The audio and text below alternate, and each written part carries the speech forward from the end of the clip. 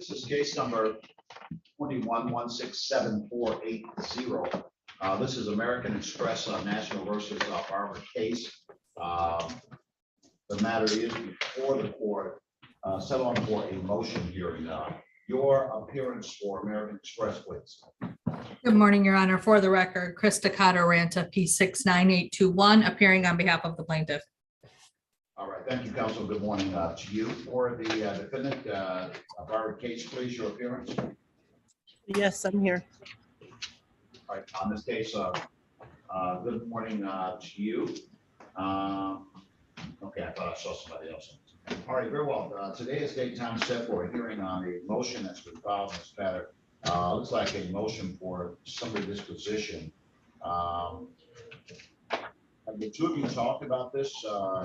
Well, let me ask you a different kind of question. This case, have you filed any written response to the motion? No, I received it. See, I guess I'm pretty new to this. I've never had to appear in court like this before. I've been working with a debt management company and they sent me a bunch of forms. I did not know, I'd just realized probably this morning that I should have copied all those and sent them to the court to file them there. I'm not familiar with how to do all this. And I did make an attempt to try to contact them because the last attorney, there was someone different that was in here in April, and we talked and we were going to discuss, and I never heard anything and I didn't know what I was supposed to do. So I did try to reach out and call their office. I was informed that attorneys cannot make any can't handle that or do negotiations. I was transferred about 3 different times to different people. Every time I would re-explain who I was, give them the case number, they would say I had the wrong department and just transfer me again. And after being on the phone for 45 minutes, I got frustrated and just hung up and said, well, I guess I'll go to court and see what happens. But I do have paperwork that I need to bring to the court from my debt management company with what my payments are, that I've been on time with all my payments. I have other other creditors that have been settled. In fact, the only one that has not been settled is the American Express because it is such a large amount. And I really just need more time to have those others paid off to free up the money from my payments I make to them to have money available to pay American Express. All right, gotcha, ma'am. So this is a motion where the plaintiff is asking the court to determine by way of judgment that they are entitled to a certain amount based upon outstanding indebtedness. It does not seem to me that that in this case that you are disputing the debt. You're just looking for a way to resolve it through some type of resolution. Is that about the size of it, ma'am? Yes, I got into debt that I could not handle, and I went to the debt management company, and I've been working with them.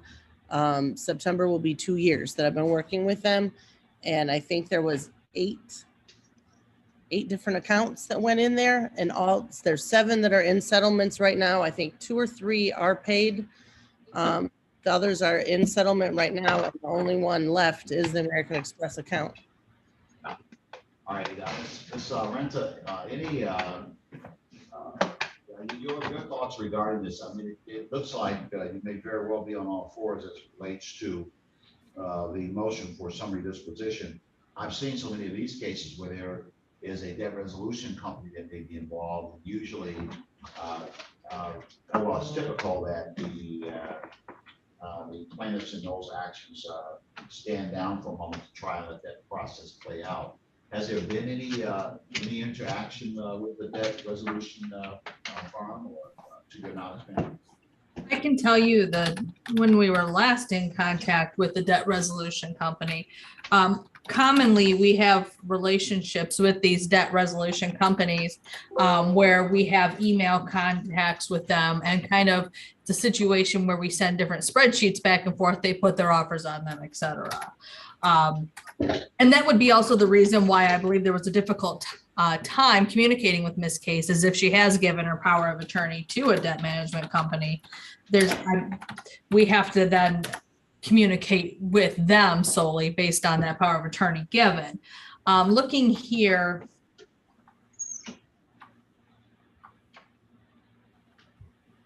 they have not reached out to us in a long time. Looks like we did do some attempts after the last hearing, but did not get anywhere. So you are yet in contact, this case, with the debt collection? Yes, I am. So I mean, in the past, before this court case, there were a couple attempts to settle American Express. The problem is when they set up my contract, I make payments to the debt management company of $471 a month. And then they, divide that up and do whatever. With the American Express being so large and to settle it, they demand they have their payment within a year. So the payments would have to be $800 and some just to American Express, which is more money than I even pay monthly to the debt management. And most of the money I pay in right now is paying out to the other settlements.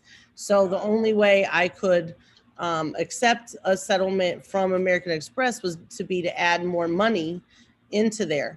And I currently am not in a situation to add more money into there. So it's like a catch-22. If they were willing to accept smaller payments over a longer period of time, then I could do something. But because they want all their money with whatever it is within 1 year, it just makes it unmanageable at this time. Thank you for that. Thank you for that update. It appears to me, I mean, that the simple thing here is that, the court's part in this is to see whether or not, excuse me, whether or not there's a colorable claim, whether or not what has been presented is in fact true. And sometimes the court can get somewhat involved with whether or not people can reach a resolution and kind of push those kind of things. It seems to me that the parties have worked on some of that, and their positions are incredibly far apart. And that's probably because of the amount of the debt that American Express seemingly had taken a position that they are requiring a higher amount than this case would be able to pay in a resolution. So that comes back then to the court to say, well, is there a dispute upon which the case should divide? Is this a case where someone is saying, this is not my debt, I don't owe that, so on and so forth? That becomes a contested case. This case is not really contested, so the motion for summary disposition says, Judge, this is not a contested case. It's really the parties wish they could work it out, but we can't. So the plaintiff is entitled to judgment as a matter of law because there's really not a factual dispute in this case. And that seems to be where this case is. That's the truth of the matter. So my determination under these circumstances is that the plaintiff is entitled to, under law, to the granting of the motion for summary disposition. So I will grant the motion and will allow judgment to be entered, finding that there is no material issue of fact regarding this matter, that there is no genuine disputed issues of fact in this case, and I'll grant the motion accordingly. That does not preclude the parties from talking about how to resolve this, nor does it preclude you, Ms. Case, from petitioning the court for partial payments on the judgment that's entered. It doesn't preclude you in the future from trying to find a way to pay this otherwise. It just means that the case is from the standpoint of a contested issue. So I'm entering judgment in that regard. I have a question. What does that mean? Like when you say you're entering the judgment, what does that mean? I don't understand. That means that there is no longer a case that is pending in terms of a trial or jury trial, anything like that, because there's not really a dispute in this case. Right. So where does that leave us? That leaves you with a judgment. That leaves you with a judgment for the amount claimed in the complaint. You'll get a copy of the order granting summary disposition, as well as a document telling you exactly how much you owe under that judgment. Now, as I was pointing out to you, that with a judgment in place, that doesn't prevent you from still trying to get it resolved, number one. Number two, it does not prevent you from asking the court to set what the payment amount should be. So you could file a motion for partial payments and say, Judge, this is how much money I have. I can't afford to pay this or that or the other. And then the court will make a decision about how much you pay on a monthly or bi-monthly basis. Okay, so what does that mean for the debt management company that I'm working with? That means that they don't, I mean, I don't understand. Does this mean that I'm gonna have, because I am retired and I have a pension, so I really don't, I don't know. Like, This debt would be under their management system. It would not be under their management system unless you continue to talk with them and they decide to take it on from the judgment standpoint to show you how to put that up in some type of mechanism. What you have now, in this case, is a judgment against you for the amount of money owed in the American Express case. And you can take that to debt management and see if they can reach out and reach a monthly payment amount or something. But if not, you have the right to come to court. You have the right to file a motion with the court, a document saying, Judge, here's how much I think I can pay. I mean, I want you to look at my finances and set an amount.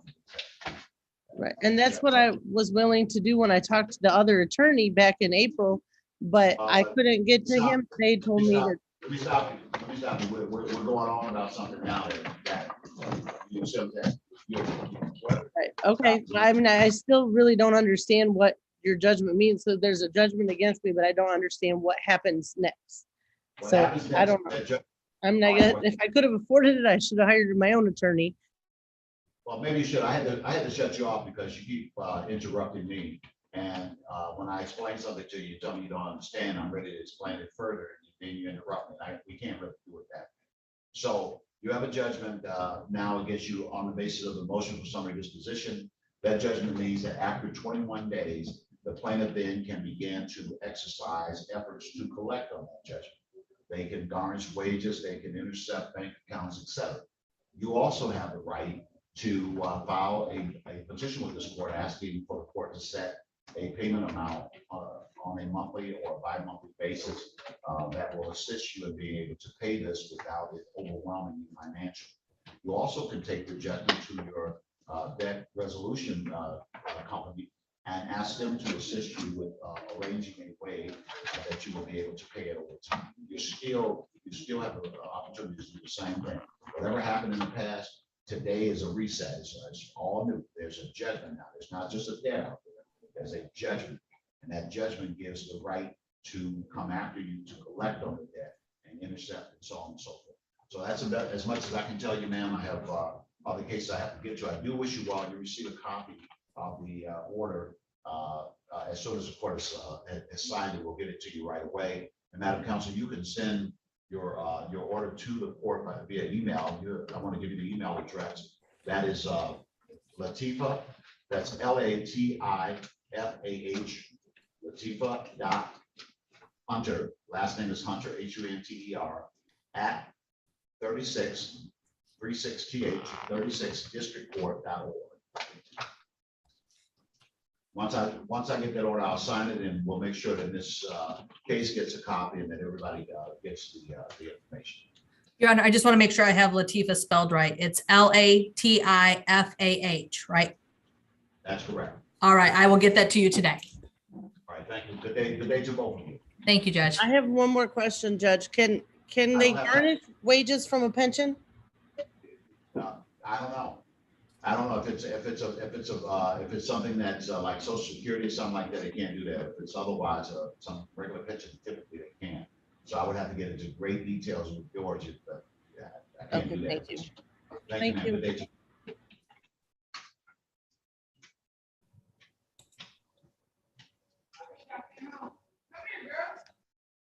All right, the court now calls case number 2116-0501. This is Department Stores National Bank versus Renee Smart. The matter is before the court. Just one moment. Before the court set on for a motion hearing and pretrial conference. All right. Your appearance for Department Stores. Good morning, Your Honor. Keith Sparks on behalf of Department Stores National Bank, P77485. Thank you, Mr. Sparks. Good morning to you. Renee Smart. Do I have Ms. Smart on the Zoom? Say something if you're there. Yes, can you hear me? Yes, I do. Good morning to you as well. Good morning. All right, thank you for being here. I do see that I had this set for a motion hearing. I believe that there was some discussions trying to get on the same page in terms of resolving this matter. I also believe that there is now a motion that has been filed asking that the court within a judgment where there's not a genuine material dispute as to the facts of this case. Is that about the size of things, counsel? Sorry, can you repeat that, Your Honor? No. No, just the last line, just the last line.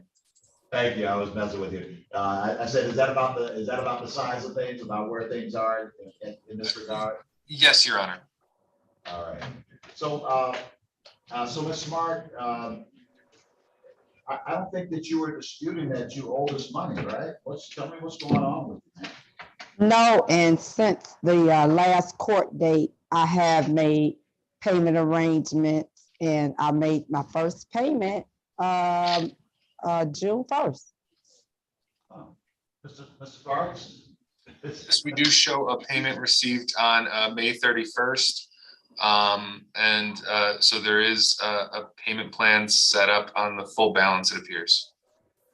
Okay. So, all right. So, at this point, you need, what would you want the court to do? To stand down on this based on that agreement? And go ahead and talk to me, counsel. Yeah, so I mean, she set up a payment plan of $25 a month, which means it'll take quite a while to pay off. So we would request just judgment to be entered. She said that she can start paying more in December. That's fine. They've entered the payment plan of $25 a month in our system. So as long as those payments are made, I don't have anything further. All right. Yeah, just to add to that, that's the December date was because I'm also in the debt net debt program, and I'll have my last account paid, so I'll be freed up to at the end, to start paying more after that. So that's why they allowed me to do that. So if you want to have them contact our office in December or January, once you have more monthly liquidity, hopefully you can try to work something out we'll get it paid off sooner or more favorable, whatever may it be. Right. Yeah, that was the idea. Thank you. Yeah. So, counsel, I suppose that perhaps you should send this as a settlement agreement, or was this an agreement to stipulate the entry of a judgment? Let me see. 1 second. So, Ms. Smart, you agreed to pay the full amount. Is that correct, ma'am? Yes, absolutely. Yes. Okay. Just gonna pay it over time. All right. So, Right. counsel did. All right. So, Mr. Sparks is going to get something to me that sets forth this in a written document signed by the court that memorializes the fact that there is a settlement reached in this matter that in the end would ultimately dismiss the case so long as you go along with the payments and getting paid off. That's going to be the name. Yes. Thank you. Okay. So, Mr. Sparks, if you get Okay. something, Thank you. send it to me. Your Honor, I'm sorry. If we were going to do that, just because it would be so long, are you suggesting a conditional dismissal? My client would prefer a judgment just because it could take a very long time. If you were requesting a conditional dismissal. Well, no. What I was saying is, given that there is a settlement agreement, I anticipate that what you would submit would be something in the nature of a consent judgment. Okay, just wanted to confirm. As a part of that, because it is a settlement agreement, that the end result is a dismissal as opposed to just a satisfaction would be a dismissal. So if you could draft something that put that language in there. I think it would be consistent with where everybody is at this time. All right, we'll put a consent judgment together that references the payment plan and we'll submit it under the 7-day rule. All right, thank you, counsel. All right, thank you, Ms. Smart. Thank you, Your Honor. Okay, thank you. If you could send that, I think the agreement is pretty clear on the record. If you could send that via email, we could get that done right away. That email address is Latifah. I gave it earlier. Latifah, latifah@36districtcourt.org. Again, that first name is Latifah, LATIFAH. Hunter is the last name, HUNTER, @36districtcourt.org. All right, I'll have that emailed over to you shortly, Your Honor. Thank you, counsel. And just one more question. Can I get the total amount again? Or if that's in front of you? Yeah, so the initial balance was for $2,510.79. You've made one payment of $25. So the balance is now $2,485.79. There will be court costs added to that, but Department Stores National Bank does not charge interest, so there won't be any interest on the judgment. All right. Okay, so the court costs, I have to pay court costs? That's correct. It'll be $75 for a filing fee. We don't charge the statutory attorney fee, so typically there's another $75. We don't charge that. And then service would be approximately another $68. I'll have to do the math. So the court cost is going to add roughly $140 or so to the judgment now. Yeah. Okay. The filing fee. And so, all right. So I'm going to sign that order with the numbers that have been given to you. So it's going to come out roughly to a little over $2,600, and I'll sign it and you'll get it, and just keep doing what you're doing. And in December, you want to increase it, or January, it'll be available for you to do that as well. Yes, thank you. All right. Good day to you, man. Thank you, Your Honor. Great day. Have a blessed day, everybody. Thank you. I see you, man.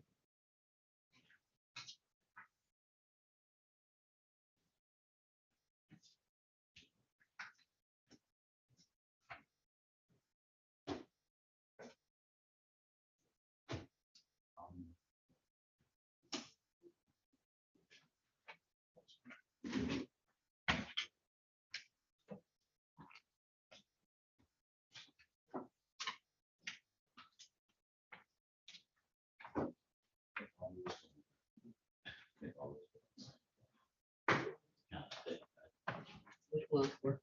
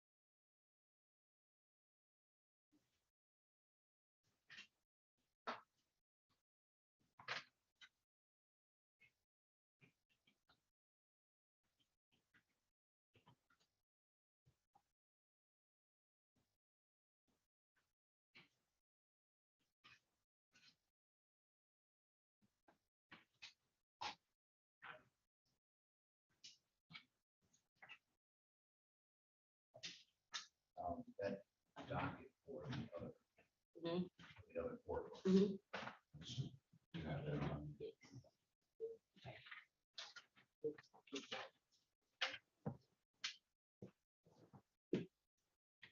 Where found, Her files are right here.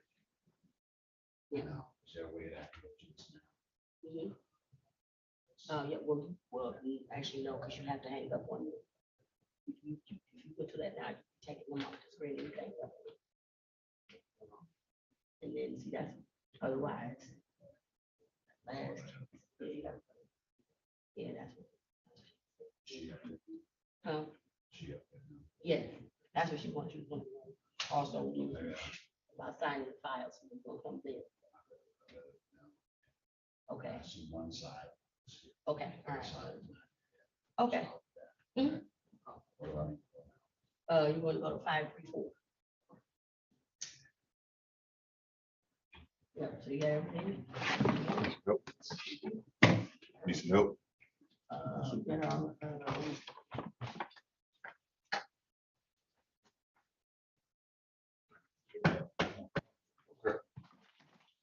Okay, Ms. Brown, the judge is gonna be with you shortly. He has to cover another docket, and he's gonna continue when the other party comes on, okay? I can't hear you. I'm sorry, sounds great. I was muted. Okay, it'll be just a little bit. Sorry about that. All right. Okay, thank you.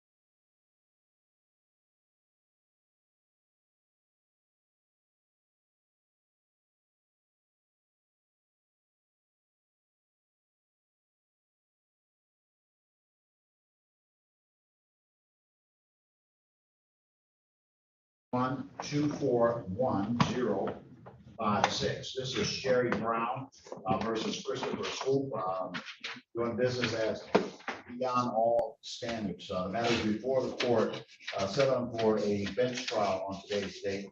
The matter is set for 10:30 a.m. this morning. The court has been charged with the duty of handling multiple dockets today and is behind on this particular call. When I left to go deal with another courtroom, it was after 10:30. I believe Ms. Brown was already on Zoom at that time. Your name for the record, ma'am. Harry Brown. All right, thank you, Ms. Brown, and good morning to you. It was too early to address this matter from the standpoint of a default at the time that I was here earlier, and I did not see the other side. Apparently, Christopher Swoop has not appeared, nor has anyone from Beyond All Standards appeared regarding this matter on this trial. And I see that you filed your complaint in this matter and you alleged damages in the amount of $6,500. Is that correct, ma'am? That's correct. All right. In as much as the defendant did not appear regarding this matter, the court will now enter the judgment by default on the terms that you prayed for. So I'll grant you a judgment against Mr. Swoop and against the doing business as. All right, so $6,500 in damages. What's your court cost in this matter, ma'am? I don't have any court costs. I've represented myself, sir. Yeah, but you, how much did you pay to file your case? Oh, I paid $75 to file my case, and I came down to the desk 3 times to bring in papers. So that's $30 I paid for parking. All right. Did you pay somebody to serve it, or that was in your $75? Oh no, I paid somebody to serve it. The document should be in there. I paid $90 altogether, so I had to have him served twice. So that was $45 and $45. I thought you said you had no cost here. I didn't know, Your Honor. All right, ma'am. So I'll add the cost in. The $90 and the $75. I can't award you the parking stuff. Okay. I'll award the $90 for the service and the $75 for the filing fees in this matter. And Okay. you'll get a judgment from me in the mail in the amount of $6,500 plus $90 plus $75. So ordered. Right. Good day Okay, to thank you very much. Thank you very much, Your Honor.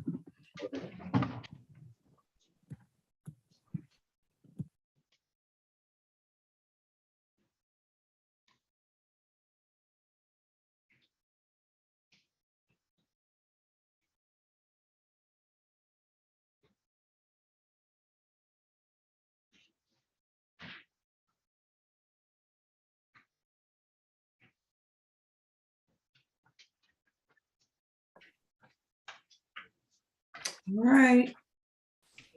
All right, Deborah, let me get off. Oh, it's on YouTube all that time too, has it? Yeah.